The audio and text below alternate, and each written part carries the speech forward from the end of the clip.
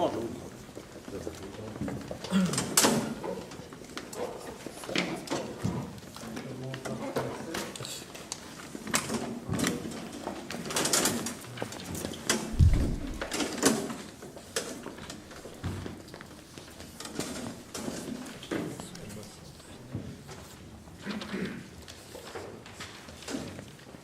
Veuillez éteindre vos téléphones, s'il vous plaît, si jamais.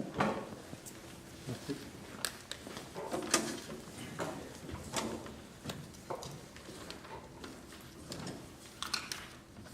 Donc, pour les gens qui étaient là ce matin, bienvenue parmi nous.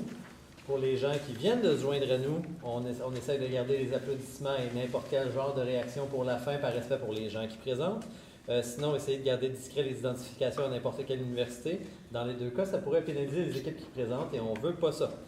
Ceci étant dit, pour les équipes, est-ce que vous pourriez, s'il vous plaît, me confirmer vos numéros d'équipe? Le gouvernement? 57. Le gouvernement, 57. Et l'opposition? 53. Et l'opposition, 53. Donc, même chose que ce matin. Traduction simultanée, je pense que c'est réglé. Pour le décorum, je pense que ça va aussi. Pour le temps, on a eu un changement de personnel, que vous vous faire sa propre démonstration. Donc, je vais vous afficher le temps qui vous reste, respectivement selon votre timing. Puis, pour les 10 dernières secondes, je vais vous l'afficher sur mes doigts. Et les 15 secondes extra, ça va se dérouler comme ça. Quand j'arrive ici, vous n'avez plus de temps. Et pour les 30 secondes protégées, je vais taper la première fois. Et les 30 dernières secondes, je vais vous l'afficher sur un papier. Question? Super.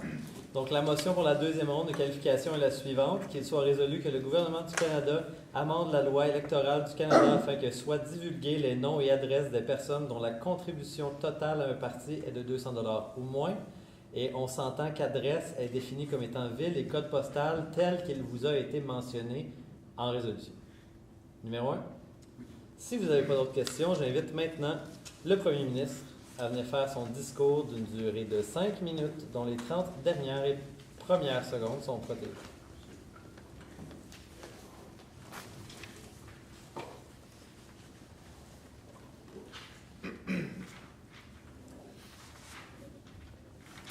Monsieur le Président, le Canada est l'une des démocraties les plus enviées à travers la planète. Cependant, dans le passé, dans la dernière décennie, on a connu des périodes plus difficiles en matière d'éthique électorale au Canada, notamment avec des événements comme celui du scandale des commandites au fédéral, mais aussi avec d'autres comme la commission Charbonneau au Québec. C'est pourquoi aujourd'hui, mon gouvernement propose de l'avant un projet de loi qui va vraiment permettre de combattre le cynisme au Canada, mais aussi de revigorer la flamme politique. Avant d'aller de l'avant avec le projet, c'est important de mentionner que pour nous au gouvernement, ça aurait été facile de rien faire, facile de conserver le statu quo, parce que nous avons remporté les dernières élections avec la loi électorale actuelle. Donc nous, on propose un projet de loi qui est audacieux, un projet de loi qui va de l'avant et qui va comme suit. En fait, nous souhaitons amender la loi électorale afin que soient aussi divulgués les noms et adresses des personnes dont la contribution totale est plus de 200 $. Comme le mentionne la motion, c'est déjà le cas pour les gens qui font des donations qui sont supérieures à 200 $ au Canada. C'est Élections Canada qui va être responsable d'administrer la mesure, comme c'est déjà le cas en ce moment au Canada pour notre régime électoral. Il va y avoir une campagne de communication qui va être faite pour informer les citoyens de la mesure et également une trousse qui va être fournie aux partis politiques pour les informer également de la mesure et de l'ampleur de celle-ci. Également, notre gouvernement va mettre sur pied une commission interprovinciale qui va comporter des acteurs provinciaux et fédéraux afin vraiment d'évaluer les meilleures pratiques en termes d'éthique en matière d'élections au Canada. Donc, il va y avoir des acteurs provinciaux et des acteurs fédéraux dans cette commission. Et donc, le reste de notre motion va être expliqué par ma collègue. L'essentiel est là parce qu'aujourd'hui, on fait un débat sur le fond de la motion et non vraiment sur la mise en œuvre. Donc, notre projet de loi, c'est une bonne chose pour 4 arguments principaux que je vous énumère. Le premier, c'est vraiment que ça va permettre d'augmenter la transparence des donations pour les partis politiques fédéraux. Le deuxième, c'est vraiment un principe de précaution envers les scandales qu'il pourrait y avoir dans le futur. Le troisième, c'est vraiment de redynamiser nos partis politiques au Canada, des institutions démocratiques qui sont essentielles, Monsieur le Président. Et le quatrième, qui sera présenté par ma collègue, porte sur l'uniformisation des pratiques à travers la Fédération canadienne. Donc, j'y vais de l'avant avec le premier argument du gouvernement, qui est vraiment d'augmenter la transparence pour les donations. C'est déjà le cas. En fait, les noms et adresses des donateurs sont déjà divulgués pour les donateurs qui donnent 200 ou plus. Donc, nous, on veut faire la même chose pour 200 ou moins, parce qu'un regroupement de petits dons, ça peut passer inaperçu. Et par exemple, 100 dons de 200 $, ça peut faire 20 000 $.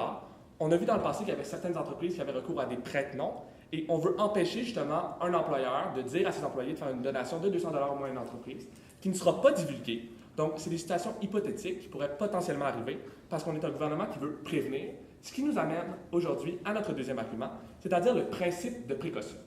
À l'époque, on a eu la commission Charbonneau, c'est très récent, les gens s'en rappellent encore. Il y a beaucoup de cynisme au Canada en matière d'élection, en matière de partis politiques. Et comme gouvernement, c'est quelque chose, l'image des partis politiques, c'est quelque chose qui nous tient à cœur. Donc, il y a également eu le scandale des commandites, et c'est quelque chose qui est arrivé à même un ministère du gouvernement du Canada, Patrimoine Canada. Donc, on ne veut pas attendre comme gouvernement que des événements comme ça se repassent avec la loi électorale actuelle. C'est pourquoi on décide de la modifier. Et comme je l'ai dit plus tôt, ça serait très simple pour nous de garder le statu quo actuel, mais pour nous, comme gouvernement, ce n'est pas acceptable. Notre troisième argument, il porte vraiment sur redynamiser les partis politiques. Comme je l'ai dit précédemment, on vit vraiment dans une époque de cynisme. Les citoyens doutent beaucoup des politiciens, doutent de leur gouvernement, doutent des acteurs politiques et des partis politiques fédéraux. Et c'est quelque chose qu'il faut travailler à changer comme gouvernement, mais aussi comme opposition. Donc nous, vraiment, on veut que les gens qui donnent aux partis politiques se sentent affiliés, se considèrent comme des militants, comme des donateurs, et ils ne devraient pas avoir peur de cacher leur nom, de cacher leur adresse, parce que les partis politiques, ça doit être des véhicules modernes, ils doivent vraiment être à l'entête de notre démocratie. On doit être fiers au Canada d'avoir des partis politiques qui sont sains, qui ont des donateurs qui sont sains, qui ont une base militante, qui travaillent à les faire réélire. Et pour nous, donc, c'est important, et redynamiser les partis politiques, en fait, ça passe par le fait de mettre les donations de 200 $ au moins, d'obliger les donateurs qui donnent 200 $ au moins à avoir leur nom et adresse sur le site d'Élections Canada. C'est une mesure qui est très simple à implanter parce qu'actuellement, c'est déjà le cas, comme j'ai dit précédemment, pour 200 $ ou plus, mais ma collègue va vous donner davantage de détails plus tard. Donc aujourd'hui, on est très fiers au gouvernement d'aller de l'avant avec une telle mesure. On est très fiers parce qu'on est un gouvernement qui veut travailler pour notre démocratie. Pour nous, oui, c'est important les élections, mais ce qui est important, c'est le bien-être des citoyens, c'est que le citoyen, au final, ait confiance en son gouvernement, confiance aussi en son opposition officielle. Pour nous, c'est fondamental dans une démocratie, la confiance envers les élus, envers ceux qui nous gouvernent. Alors, aujourd'hui, contrairement au gouvernement passé, vraiment, on prévient avant que de nouveaux scandales aient lieu, comme le scandale des commandites, comme la commission Charbonneau. Et aujourd'hui, l'opposition devrait être en accord avec le gouvernement si elle n'a rien à se cacher. Merci, M. le Président. Merci beaucoup, M. le Premier ministre. J'appelle maintenant le chef d'opposition à venir faire son discours de 5 minutes, dont les 30 premières et les dernières secondes sont protégées.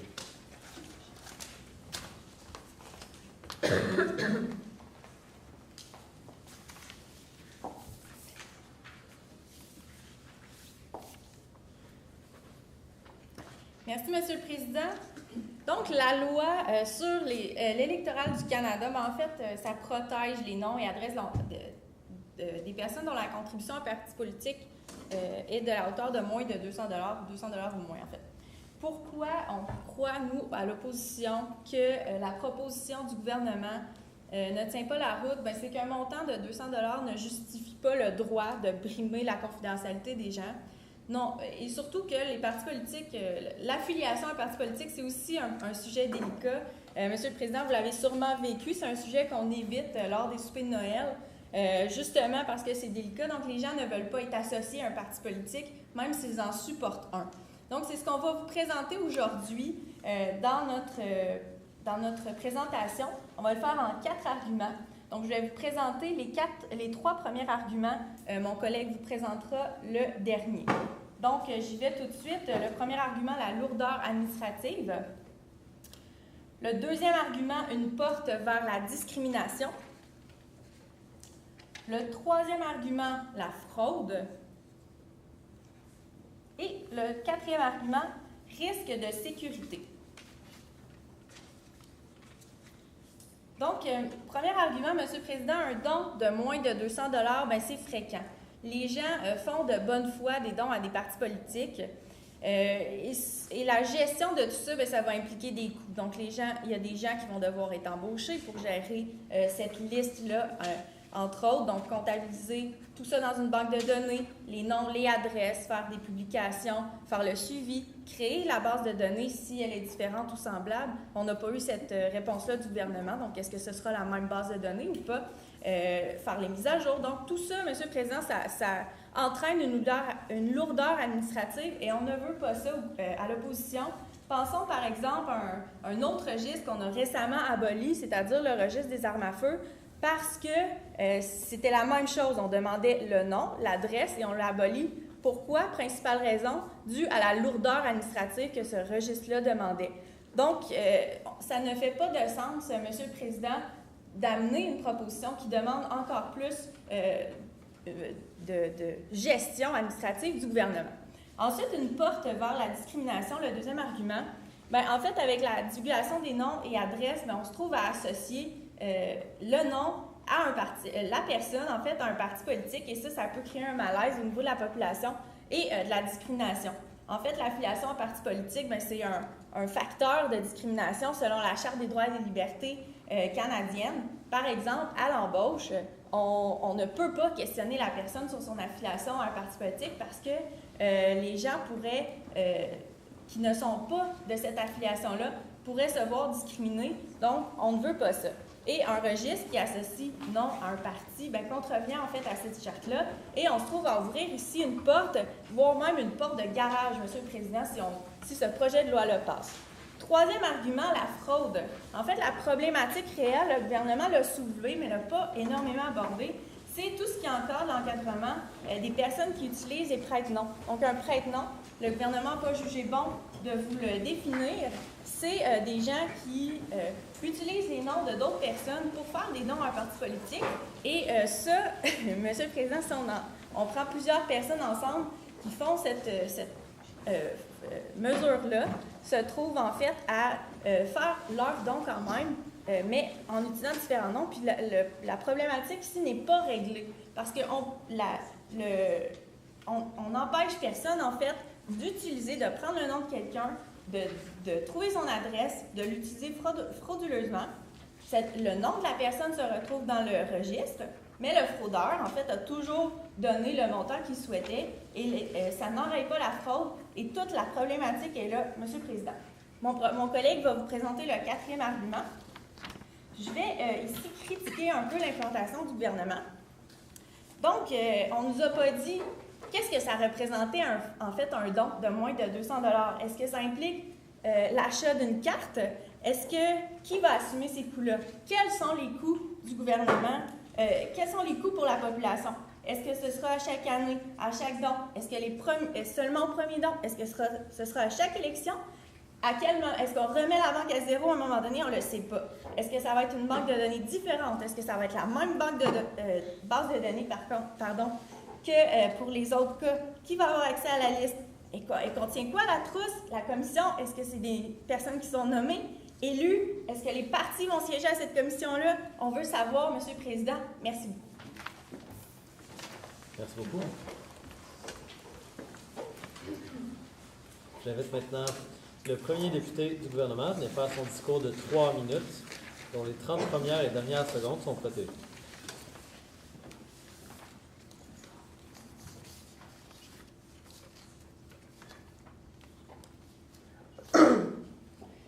Merci, Monsieur le Président.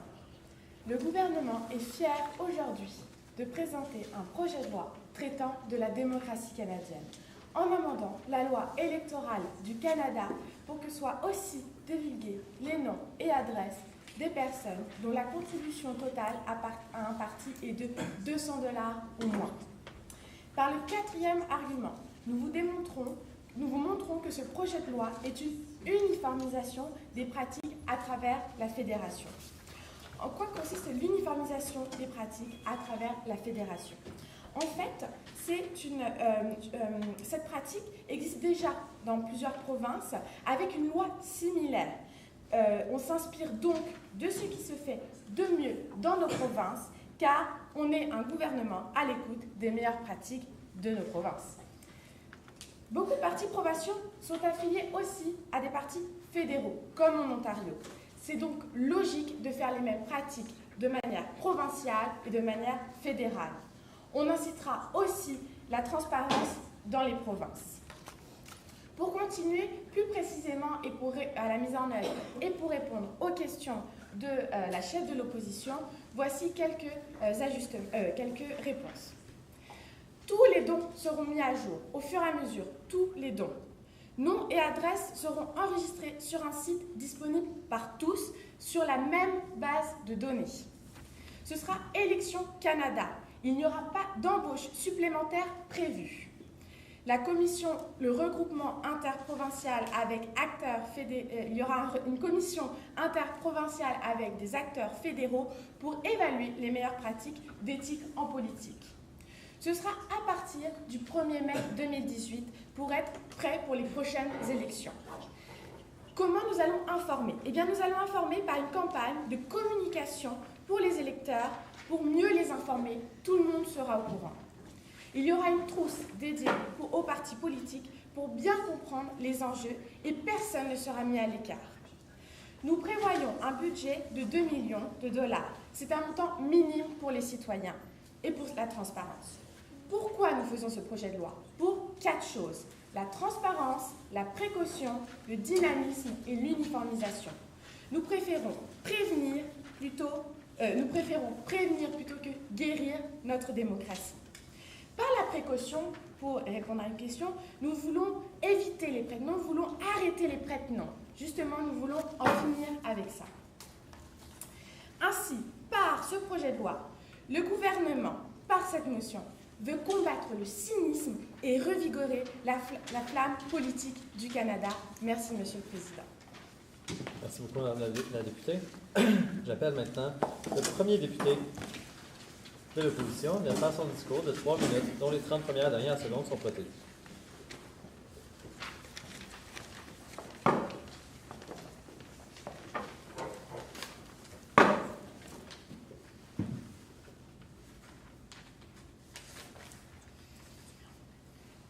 Merci, Monsieur le Président. Donc, dans cette ère d'allégation, le nombre de commissions d'enquête est rendu très important.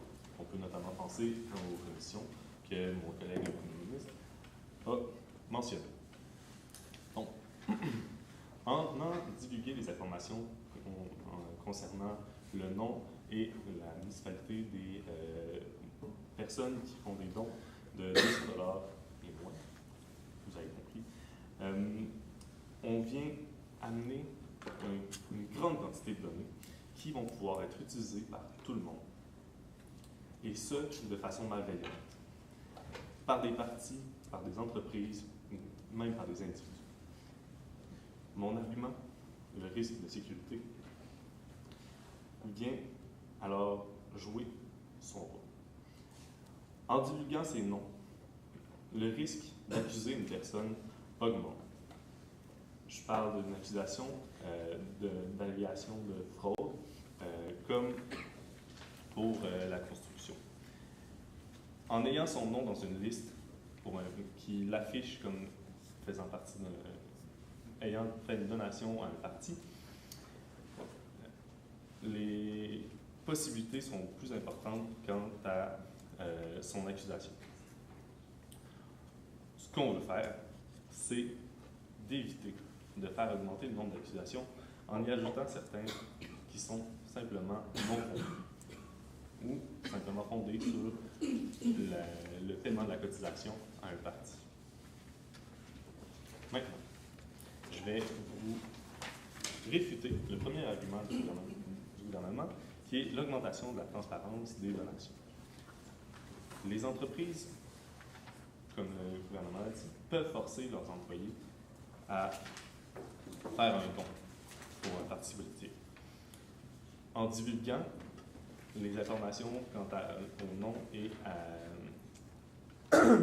la municipalité, ça va être encore possible. Mais c'est aux employés de pouvoir déterminer s'ils veulent faire ou non un don. S'ils ne sont pas à l'aise de le faire, ils ont le droit de refuser. Donc, également, une personne frauduleuse va quand même trouver le moyen d'utiliser les informations à son avantage. C'est ça. Donc, finalement, on veut des réponses à nos questions, pas simplement qu'on nous répète l'implantation que le gouvernement a amenée. Donc, notamment, ça va être quoi les coûts assumés? Et est-ce que ça va revenir à chaque année? Puis,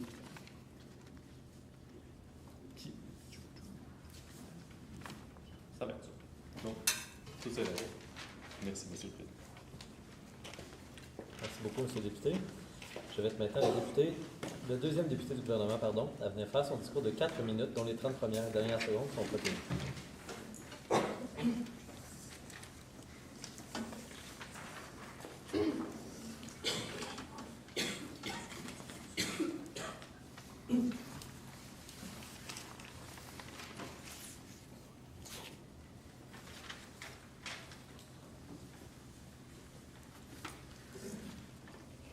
Merci, Monsieur le Président, mes chers collègues à l'opposition, mes chers collègues au gouvernement. Aujourd'hui, on vous présente un projet de loi qui va tout simplement apporter de la transparence au processus de donation de notre système d'élection.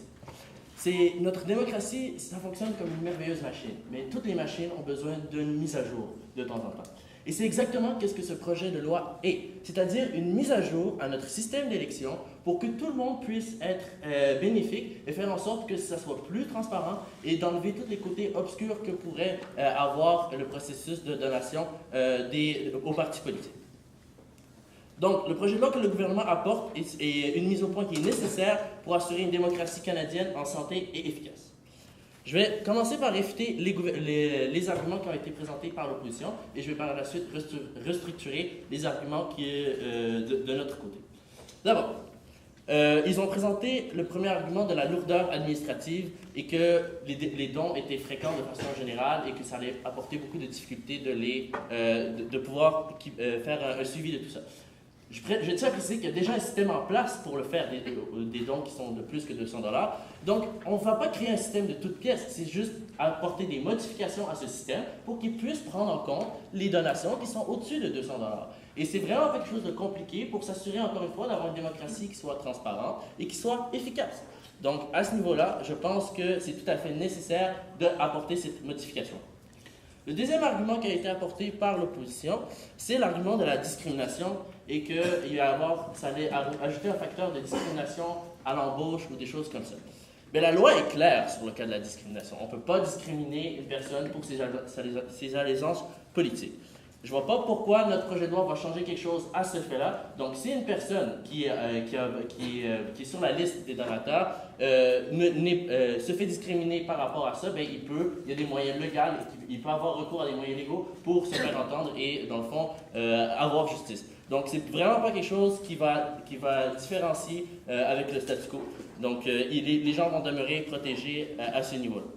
Après ça, leur troisième et leur quatrième argument se ressemblaient un peu, ce qui pourrait vraiment être mis sur le côté de la sécurité et de la fraude, comme quoi ils avaient peur, et ils l'ont dit, que ces données-là soient utilisées par des gens malveillants. Premièrement, la sécurité demeure et va demeurer une priorité pour notre gouvernement, avec un système qui a fait ses preuves. Donc, on va encore une fois répéter à l'opposition que c'est des choses qui ont déjà été mises en place, et dans le fond, que les donateurs canadiens peuvent faire confiance à un système qui a déjà fait ses preuves. Ensuite, il y a aussi quelque chose d'essentiel que l'opposition ne semble pas comprendre. C'est-à-dire que le donateur choisit de s'inscrire, choisit en effectuant son don de s'inscrire à cette élection, à cette liste. Donc, par la suite, il doit assumer le fait qu'il a fait ce choix-là. Personne ne l'a obligé à adhérer, à donner à un parti politique. Donc, du moment où est-ce qu'il a fait ce conscience en plein état d'esprit, ce choix-là, donc ensuite, il doit en assumer les conséquences et faire avec.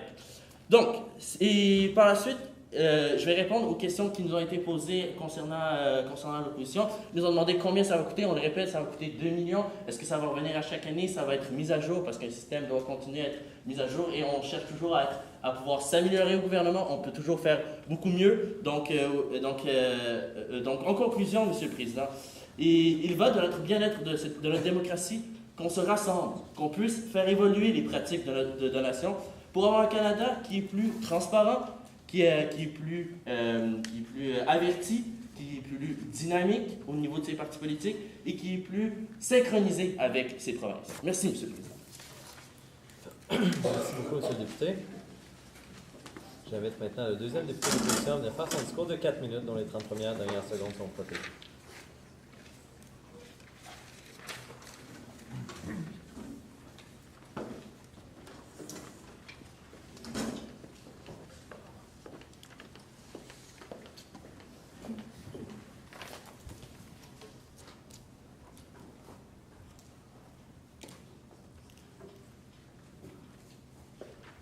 Merci, M. le Président. Donc, l'opposition aussi, on est devant vous aujourd'hui pour vraiment établir des bases et des faits sur le principe de sécurité pour nos citoyens. Donc, on est vraiment ici pour établir une sécurité pour tous nos citoyens, puis que leurs informations personnelles ne soient pas divulguées au grand public. Je vais commencer par structurer mon discours en réfutant les arguments, les trois derniers arguments du gouvernement, puis en reconstruisant nos arguments à l'opposition. Donc, pour ce qui est de l'argument numéro 2 du gouvernement, qui est par rapport aux prises de précaution, le gouvernement nous dit en fait qu'il y a un gros cynisme au niveau de la population, puis il nous fait mention justement de la commission Charbonneau qui est créée par ce cynisme-là. En fait, j'aime bien l'exemple justement du gouvernement par rapport à ça, parce qu'il nous cite la commission Charbonneau, qui était une commission sur des allégations de collusion par rapport au domaine de la construction qui n'ont finalement jamais porté d'accusation. Donc, cette commission-là a été créée, a coûté des millions de dollars aux Canadiens, puis a finalement abouti avec des allégations qui étaient fausses. Donc, ce cynisme-là que la population a coûté cher aux contribuables, puis tout ça, c'est avec des projets, justement, avec un système mis en place où est-ce que c'est seulement la divulgation des dons de 200 $ et plus qui sont offerts au public. Le troisième argument, qui est très similaire en fait au deuxième, c'est encore une fois par rapport au cynisme de la population, que les citoyens doutent des partis politiques et de ces politiciens. En ce moment, le cynisme que la population a se transmet par rapport aux discussions que la société a envers. La politique, c'est un sujet tabou, ma première ministre l'avait mentionné. Donc, la divulgation de la liste des donateurs de 200 $ et moins vont parfois forcer des discussions politiques qui va donc nourrir ce cynisme qui est déjà en place là. Donc, encore une fois, ça va être d'autres commissions qui vont être créées, qui vont coûter encore des millions aux consommateurs. Leur quatrième argument qui était justement par rapport à l'uniformisation des pratiques. Ils nous disent qu'en ce moment, les provinces sont déjà munies de ce genre de pratiques-là. Donc, on le voit déjà, justement, encore une fois, par rapport à la commission Charbonneau. Dans les provinces, ça coûte cher. Le cynisme, il est toujours présent. Donc, ce problème-là, cette solution-là que le gouvernement tente d'amener ne répond pas à leur problème principal qui correspond à trois de leurs arguments, qui est par rapport au cynisme de la population. Dans les provinces, il y a encore du cynisme. Puis, c'est pas en divulguant les noms des 200 $ et moins, des dons de 200 $ et moins que ce cynisme-là va disparaître. Puis, encore une fois, ce cynisme-là va porter à de fausses allégations qui vont coûter cher aux contribuables. Du côté du gouvernement, ce qu'on a dit, c'est que ça allait créer une lourdeur administrative. Ils nous ont dit, en fait, que le système était déjà en place, donc ça n'allait pas créer une grosse lourdeur. En ce moment, des dons de 200 $ et moins, il y en a beaucoup plus que des dons de 200 $ et plus. Donc, effectivement, la modification, le système existe déjà. Par contre, ça va être le maintien de ce registre-là qui va coûter cher, puis c'est ce maintien de ce registre-là qui va ajouter de la lourdeur administrative. Ensuite, ils nous ont dit, par rapport à la discrimination, à notre deuxième argument qui porte sur la discrimination, qu'en ce moment, la discrimination en entreprise, les contribuables ont des recours légaux pour le faire. En ce moment, c'est une minorité de personnes. En fait, il y a vraiment très, très peu de gens qui font recours à ces appels légaux-là lorsqu'ils sont discriminés. Ce qu'on dit, en fait, c'est que ça va justement ouvrir des portes aux discriminations. Puis, c'est une majorité de discrimination en entreprise à l'embauche qui se font de façon cachée. Pour toutes ces raisons, nous refusons ce projet de loi. Merci, M. le Président. Merci beaucoup, M. le député. J'invite maintenant le Premier ministre à faire son discours de conclusion d'une durée de 3 minutes entièrement protégée.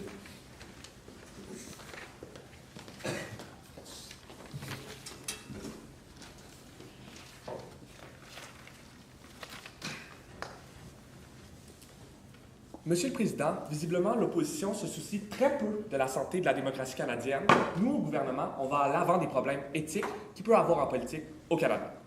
Il y a eu beaucoup de faits malhonnêtes qui ont été introduits aujourd'hui par l'opposition et c'est pourquoi je vais commencer aujourd'hui mon intervention par la réfutation.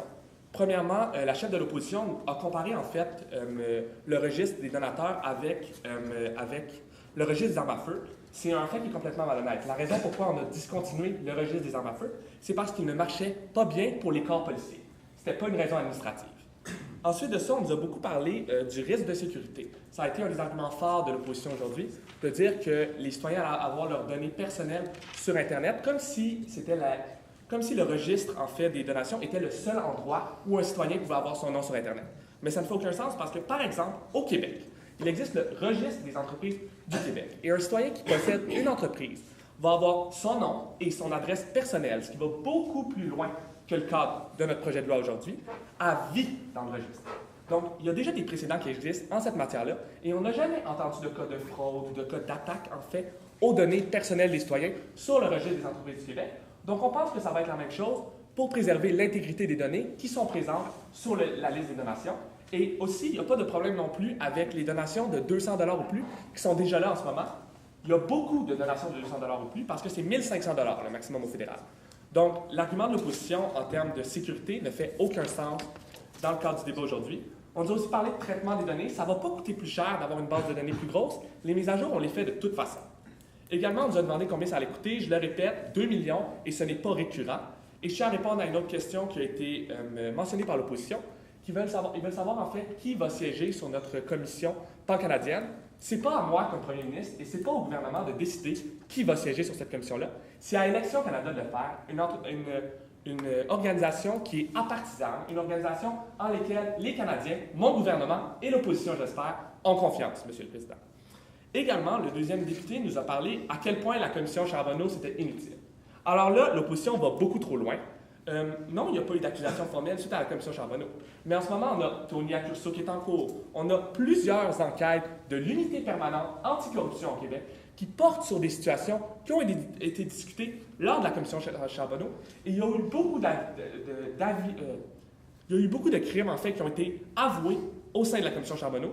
Donc, pour nous, au gouvernement, c'est un non-sens de critiquer cette institution-là. Donc aujourd'hui, mon gouvernement, je comme premier ministre, on est fiers d'aller de l'avant avec un tel projet de loi parce que ça va augmenter la transparence, parce qu'on est fiers de mettre de l'avant un principe de précaution au Canada pour prévenir les scandales, parce qu'on veut redynamiser nos partis politiques et aussi parce qu'on veut uniformiser les pratiques à travers les provinces. Donc, contrairement au gouvernement du passé, nous, on va vraiment de l'avant. Je, comme premier ministre, ne permettrai pas d'avoir d'autres scandales arrivés au Canada. On est un gouvernement qui travaille pour la démocratie. Merci, Monsieur le Président.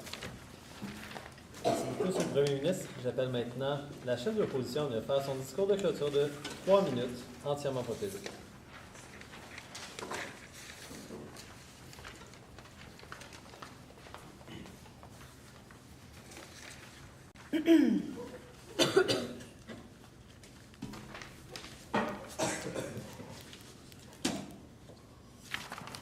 Merci, Monsieur le Président.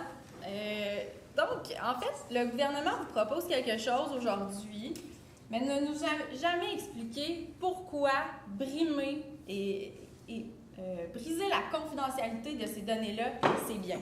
En fait, en quoi le cynisme de la population justifie de brimer la confidentialité? En quoi le dynamisme des partis politiques justifie de brimer la confidentialité? En quoi les besoins d'uniformisation des partis politiques justifient de briser la confidentialité? Ça, on ne le sait pas, le gouvernement ne l'a pas expliqué. Le gouvernement s'est présenté devant vous en disant « Nous, on est un gouvernement responsable ». Par contre, on est un gouvernement responsable qui ouvre les yeux du grand public, donc les yeux de tous, sur des données qui sont confidentielles, donc le nom, l'adresse de ses électeurs. Un gouvernement qui se dit responsable, mais qui ne questionne pas les problématiques réelles, soit de fraude et de sécurité à l'utilisation des prête-noms. C'est ce que le gouvernement fait aujourd'hui en se présentant devant vous. L'enjeu réel ici, ce n'est pas le cynisme de la population, ce sont les fraudes associées à l'utilisation de prête-noms. Et ce projet de loi-là ne règle pas du tout la problématique. Nous, ce qu'on vous a dit à l'opposition, c'est que ce projet de loi-là crée une lourdeur administrative qui n'a pas raison d'être. 200 $, Monsieur le Président, c'est pas un montant énorme, surtout que les gens peuvent toujours utiliser des prête-noms, faire de la fraude et à ce moment-là, quand même, faire leurs dons aux partis politiques.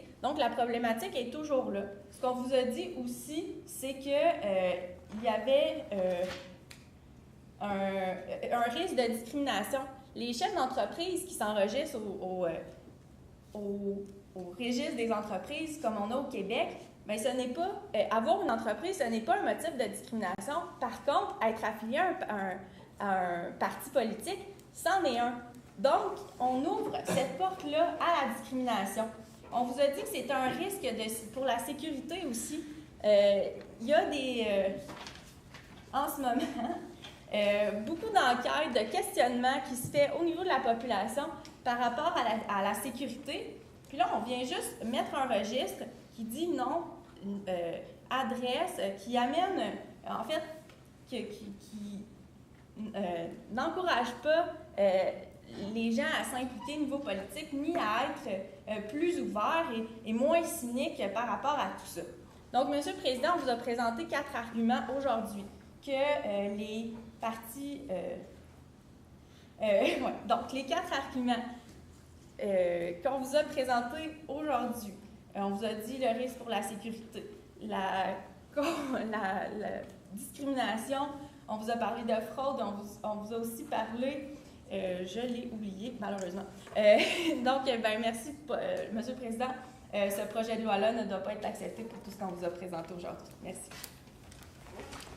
Merci beaucoup, Mme la chef de l'opposition. Merci aux équipes.